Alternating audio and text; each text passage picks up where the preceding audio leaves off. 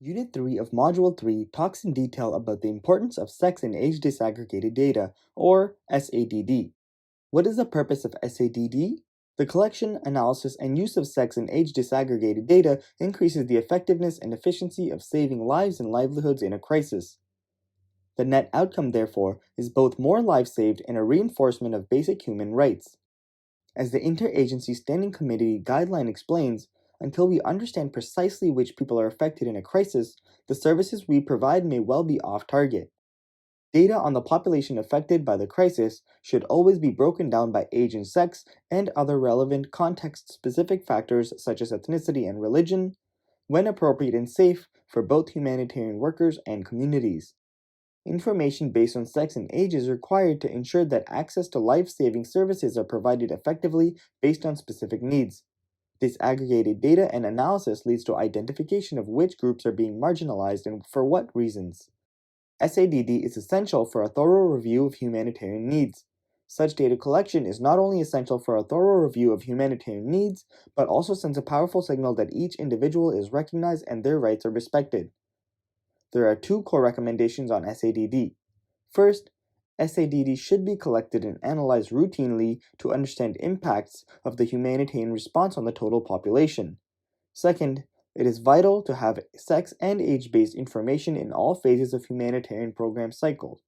The Sphere Handbook includes the following as one of the organizational responsibilities under its Commitment 1. The Commitment 1 says communities and people affected by crisis receive assistance appropriate to their needs. The organizational responsibility is stated as follows. Policies set out commitments which take into account the diversity of communities, including disadvantaged or marginalized people, and to collect disaggregated data and requires levels of data disaggregation for assessment and reportings are clearly outlined.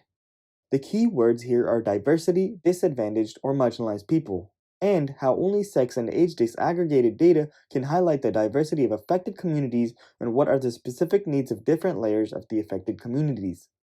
The IASC guideline data of 2018 reiterates that sex and age disaggregated data are a core component of any gender analysis and essential for planning, monitoring, and measuring outcomes. To be effective, SADD must be collected, analyzed, and applied in the programming. In circumstances where the collection of sex and age disaggregated data is difficult, the following approaches are suggested to access required information. One way is to make estimates based on national and international statistics. Here too, we can refer to secondary data on national and international statistics on diversity, sex, and age classified data and make estimates based on these statistics. The second approach is to use the data gathered by other humanitarian and development actors for the particular scenario or area that we need the disaggregated data. The third is to conduct small sample surveys if the situation allows. And the fourth is to use a combination of the above three methods, making the best of available information. The data collection can be more detailed and methodical if we identify the categories. The categories for disaggregation will depend on the context of the situation. It should include the main diversity factors relevant for the particular setting, such as ability, ethnicity, language spoken, and level of income or education. The key sectors for which age and sex disaggregated data should be collected include water and sanitation, shelter, livelihood, health can be mentioned as main sectors, but there could be also other sectors depending on the scenario or situation. In determining the age groupings, each sector can decide what kind of age groupings we need to disaggregate in the collection of data.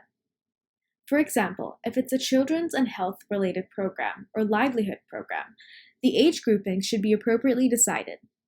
The collection of sex disaggregated data enables actors to adjust programming to meet the needs of women, girls, men, and boys. Data should be routinely collected to show the distribution of impacted population by age and sex, including single-headed households. In addition, gather sex and age disaggregated data on at-risk populations, including people with disabilities, orphans, and victims of violence to ensure that their gender-specific needs are being addressed. We can look at a few examples.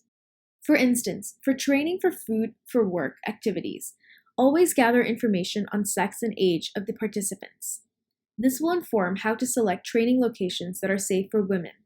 to decide on the composition of the trainers to include women trainers, timing of the programs which enable both women and men to attend. Without this breakdown, it is impossible to decide who actually benefits or if assistance is reaching the population proportionately. This example shows how having sex and age disaggregated data will support the planning process so that the training is delivered to include all categories of men and women, so that the activity is reaching out to different layers of the affected community. The second example is if a large majority of participants in food for work activities are women.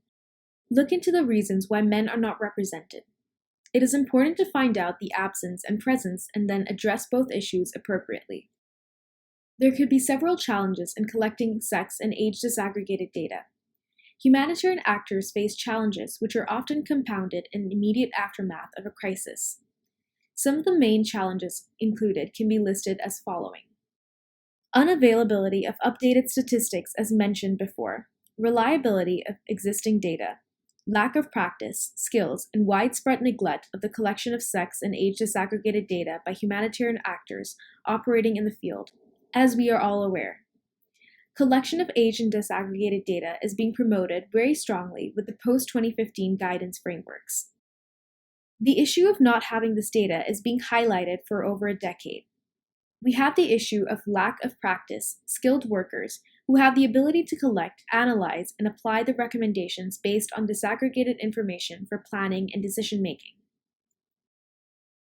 Some of the recommended best practices include to count the sex and disaggregation by age, the numbers of adults, children, persons with disabilities, and the elderly in the surveys to develop a beneficiary listing in partnership with government authorities, NGOs, and United Nations bodies present in the field.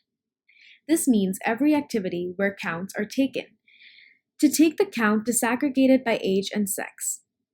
In cases where this is not feasible, an option to consider is statistically deriving an estimate of women, girls, men, and boys affected on the basis of available data such as household number. There are some additional resources proposed to get further information and knowledge about this topic. We hope you have learned much from the module and enjoyed this video on SADD, and we hope to hear from you soon.